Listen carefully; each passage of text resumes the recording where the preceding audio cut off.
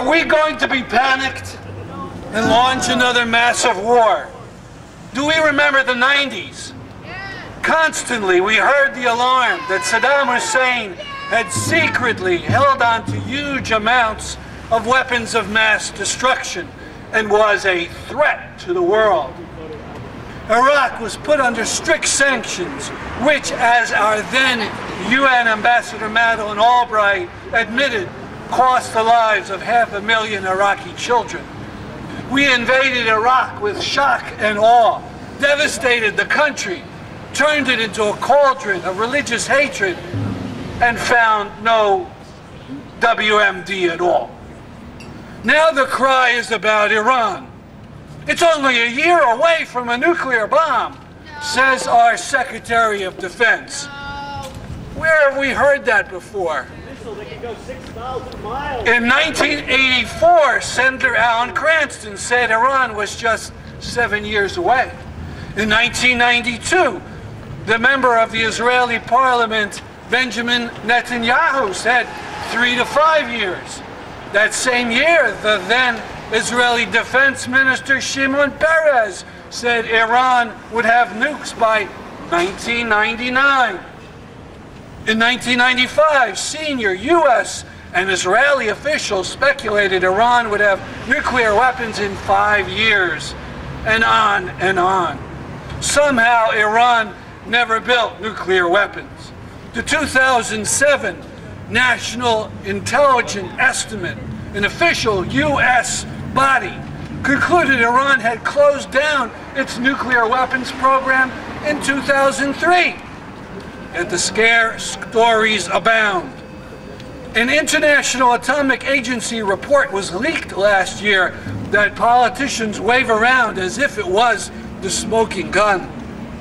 Yet a nuclear engineer and former IAEA director Robert Kelly wrote a piece in a recent Bloomberg News saying that overwhelmingly the report was about activities before 2004 or depended on recycled, discredited evidence.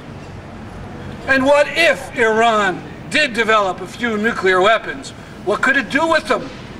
Would it use them against Israel with its hundreds of nuclear weapons and unlimited backing of the U.S.?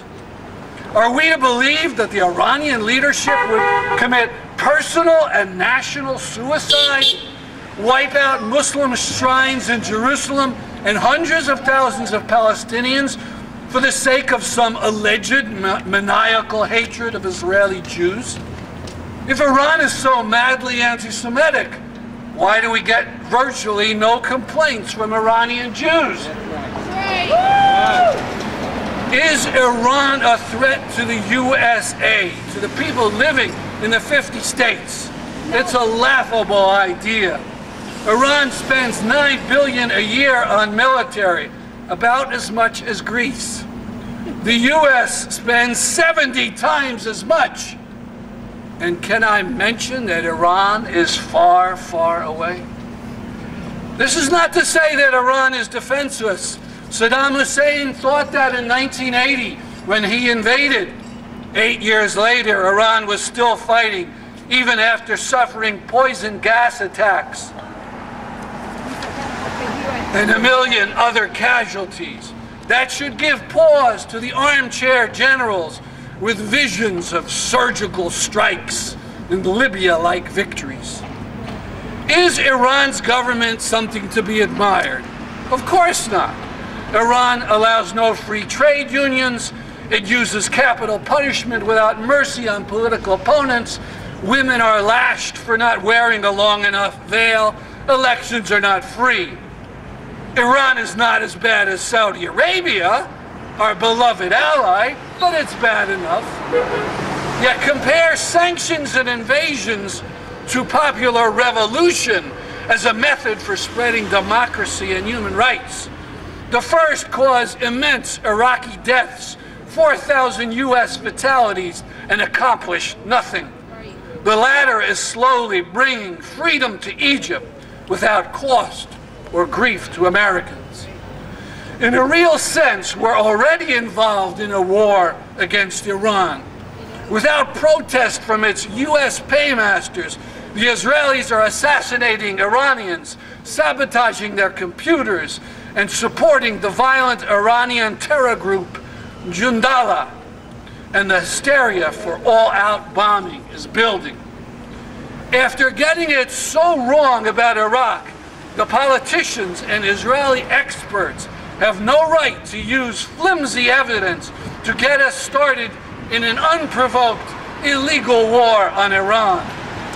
Call off the low-intensity war on Iran. End the sanctions. Let Iranians deal with their tyrants on their own, and let the U.S. deal with its own problems. Not another damn war!